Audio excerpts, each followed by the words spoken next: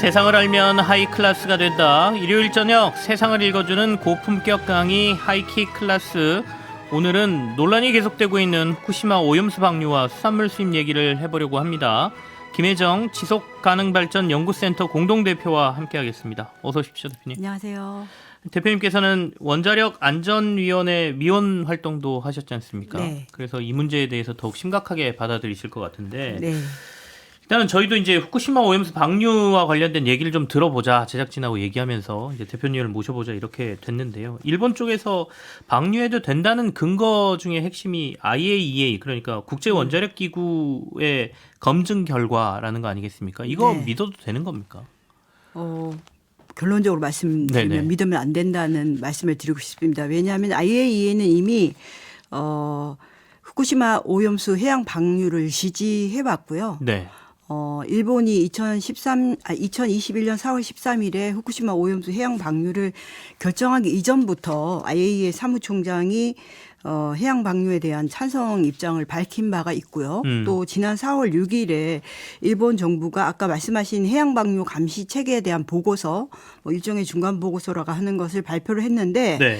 여기에서도 방사능 오염수 해양 방류 계획이 충분히 현실적이고 신뢰 가능하다. 이렇게 이미 입장을 밝혔습니다.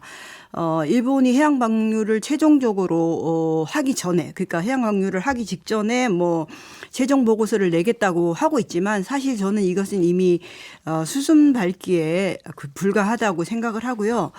IAEA 사무총장은 작년에도 후쿠시마 그 현장을 방문해서 네. 방사능 오염수 방출 준비가 기대 이상으로 잘 되고 있다. 도쿄전력과 일본 정부가 공표하는 것을 IAEA가 검증하고 뒷받침하는 작업을 해나가겠다고 아예 드러내놓고 지지하는 발언을 했고, 사실상 지금 아직 그 해양 방류 감시 체계 조사가 끝나지도 않았잖아요. 그럼에도 불구하고 IAEA가 일방적으로 지금 일본 편을 들고 있는데 가장 중요한 문제는 한국 정부가 IAEA가 객관적이고 과학적이고 또 국제 기준을 제시하는 그런 기구로 말하자면 인식하고 또 그 결과에 따를 듯한 그런 태도를 보이는 것이 가장 지금 좀 중요한 문제라고 보고 있습니다. 일본은 그렇다 치더라도 우리 네. 정부까지 이거에 대해서 신뢰를 보내고 국제 기구로서의 근거에 활용하고 있다라는 얘기가 네. 문제라고 말씀하셨는데 네. 일단은 IAEA라 그러면 일반인들은 꽤 유명한 국제 기구인 것 같고 그리고 나름 과학적인 기반을 두고 검사한 거 아니야? 그렇다면 뭘 신뢰해야 돼요? 약간 이렇게 생각하시는 분들도 계실 것 같거든요. 네. 이게 과학적인 검증 결과가 그럼 아니다 이렇게 봐야 되는 건가요? 지금 그 IAEA가 발표하는 네네. 거요?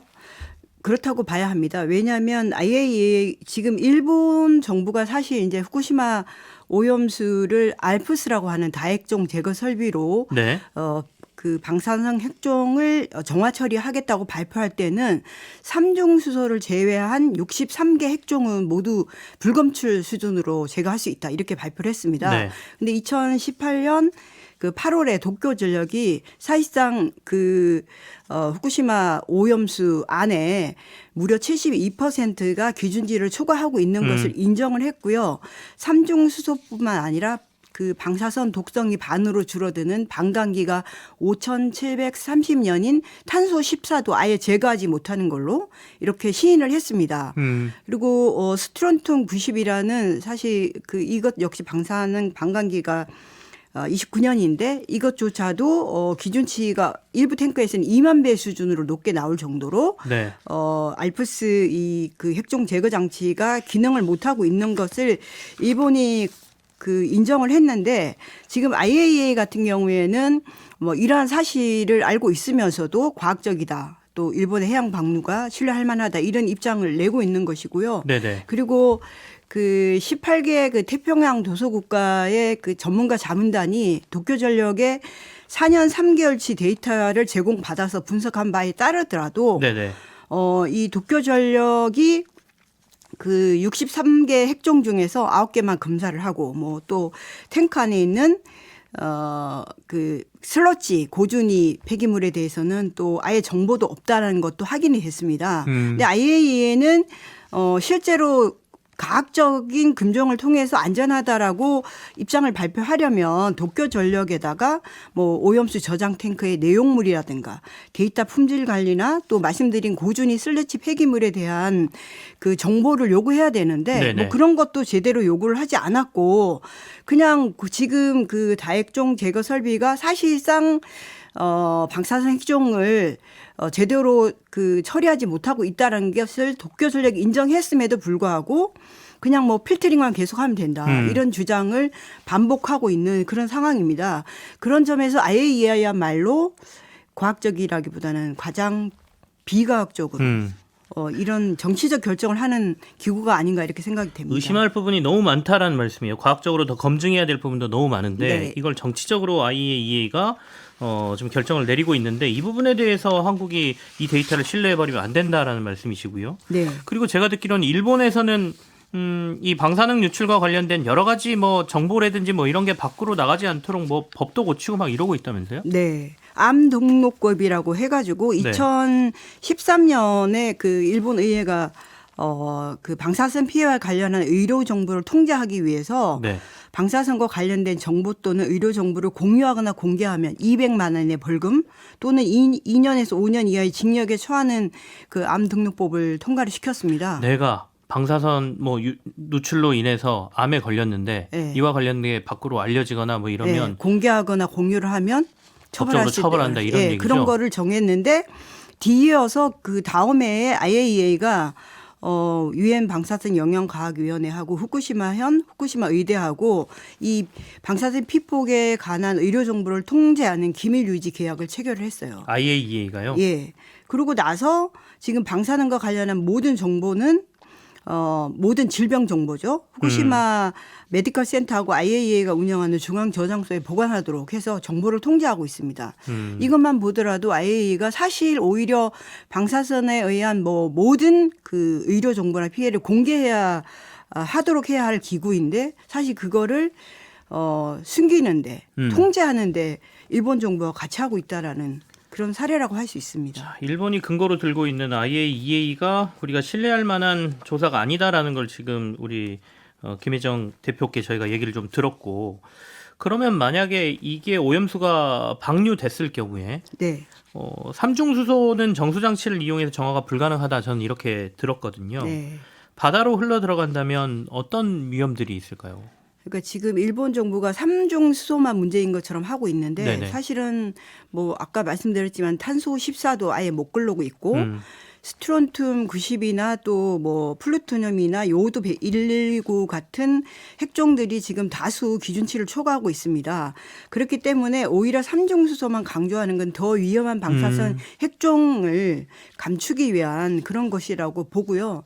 스트론튬 90 같은 경우에는 이 뼈나 치아에 잘 이렇게 협착하는 성질을 가지고 있거든요. 네. 그리고 또 해저에도 그 해양 생물이나 해저 침전물에도 잘 이게 그 유입되는 성질을 가지고 있어요. 근데 이 스트론튬 90이 바다로 방류가 되게 되면은 생태계 먹이 사슬을 통해서 우리에게도 얼마든지 영향을 미칠 수 있는 그런 상황이라고 할 수 있죠. 물론 삼중수소도 반감기가 12.3년이니까 100년 이상 방사선을 방출하고 있죠. 여기도 100년 이상. 마찬가지로 네. 모든 방사성 물질은 우리 몸에 들어오면 뭐 DNA 구조를 손상시키고 유전자 변형을 일으켜서 여러 가지 암의 원인이 될 수 있는 그런 물질이라고 볼 수 있습니다.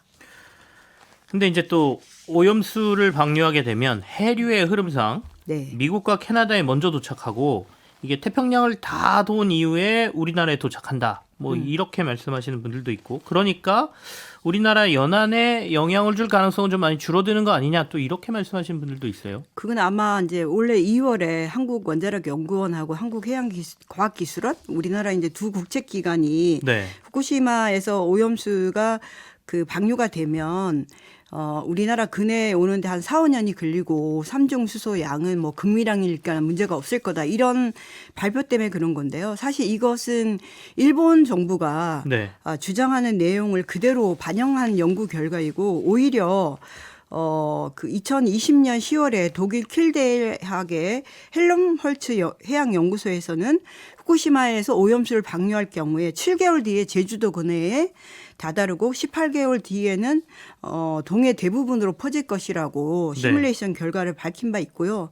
일본의 가나자와 대학교 등 3개 대학교도 유사한 그 논문을 발표했는데 여기도 마찬가지로 후쿠시마 오염수가 1년 이내 한반도 해역에 도달할 것이다. 이렇게 발표를 했습니다.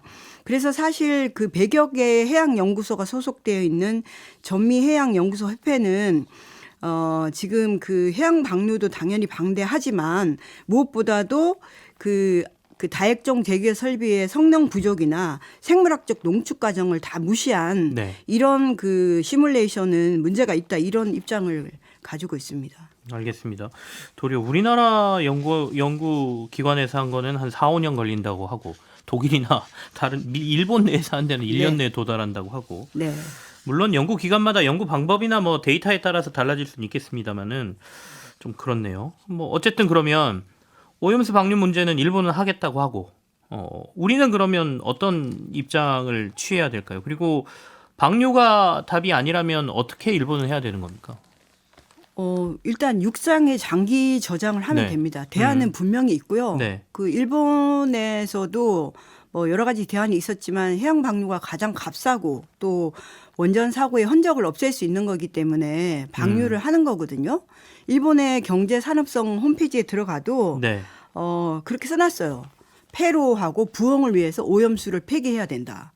그리고 이 오염수 탱크를 두면은 이게 뜬소문의 원인이 되니까 이걸 없애야 된다. 이렇게 주장을 하고 있습니다. 보이지 않게 빨리 없애자. 네. 그러니까 일본의 정치 경제적 이유로 오염수를 방류하는 거지 육상에 장기 저장할 수 있는 건 우리가 뭐 상식적으로 원유 비축 기지 탱크 같은 거 있잖아요. 네네네. 그런 걸 얼마든지 확보해서 가능하고요. 뭐 또 저준위 폐기물 그 저장할 때 쓰는 드럼통에 넣는 것처럼 뭐 시멘트하고 그 뭐 콘크리트로 고화해가지고 처분하는 방식도 일본 사회에서 대안으로 제기되고 있는 그런 상황입니다.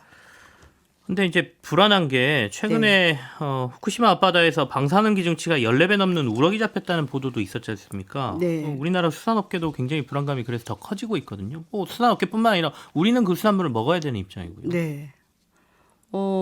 그 지금 이제 뭐 그 네. 시민단체에서 그 일본의 후생 노동성에서 방사능 검사 결과 발표하는 것을 매년 분석해서 발표를 하고 있는데 2020년도 분석 결과를 보면 지금 그 후쿠시마 주변 8개현 수산물, 뭐 농산물, 기타 가공식품에서 방사능 물질 세슘이 여전히 높게 검출되고 있고요. 농산물은 뭐 그 검출률이 22%, 또 수산물은 5.83%, 기타 가공식품은 14%로 나타내고 있습니다.